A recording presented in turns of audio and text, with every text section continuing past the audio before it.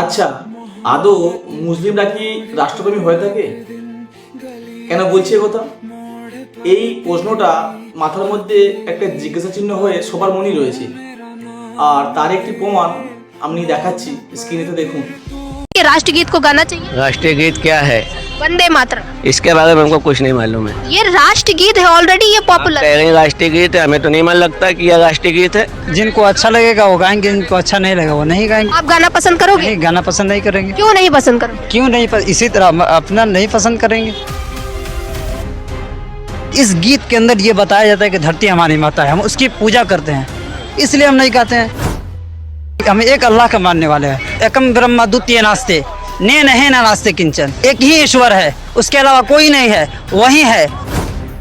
दुनिया में जितने भी चीजें हैं ये ईश्वर ने पैदा किया, हम उसकी इबादत क्यों करेंगे? यानी आप वंदे मातरम नहीं गाएंगे? नहीं, मैं नहीं गाऊंगा।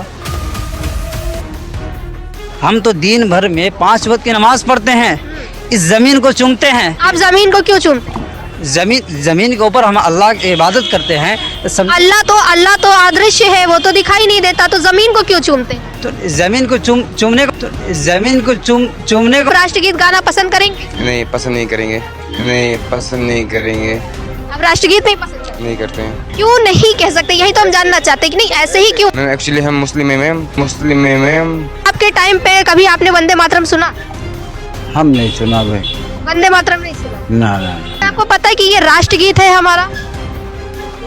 ये समझ नहीं पाएंगे हम। যে ভারতের মুসলমানরা ভারতের রাষ্ট্রের যে সঙ্গীত রয়েছে বন্দে মাতরম, সেটাকে গাইতে ইতস্ততা বোধ করছে। বলছি, এখানেতে জাতি পাতি ধর্ম নির্বিশেষে এখানে সমস্যা কোথায়?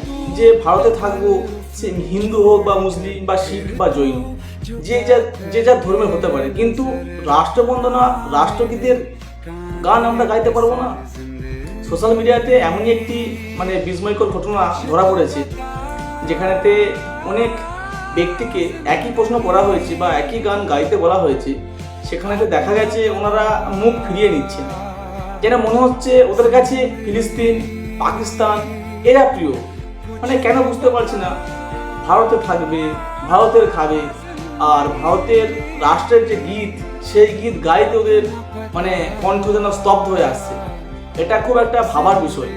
আর এখনো পর্যন্ত যে সমস্ত মানুষজন আছে বা যারা ওই ধর্মের মানুষদেরকে ভেবে থাকে যে ওরা রাষ্ট্রপ্রেমী, ওরা আমাদের দেশের সঙ্গে, আমাদের দেশের দুঃখে কাঁদে, আমাদের দেশের ব্যথায় বেদনা পায়, তাদের কাছে একটি কথাই বলতে চাই। কারণ আপনারা এই ভিডিওটা দেখবেন, ভালো করে দেখার পর স্পষ্ট আপনাদের ধারণাটা ফিরে যাবে।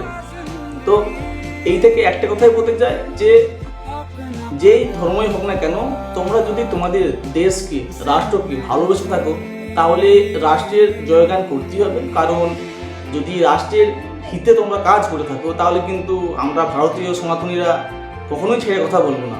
এটা তোমরা মাথায় রেখে দিও।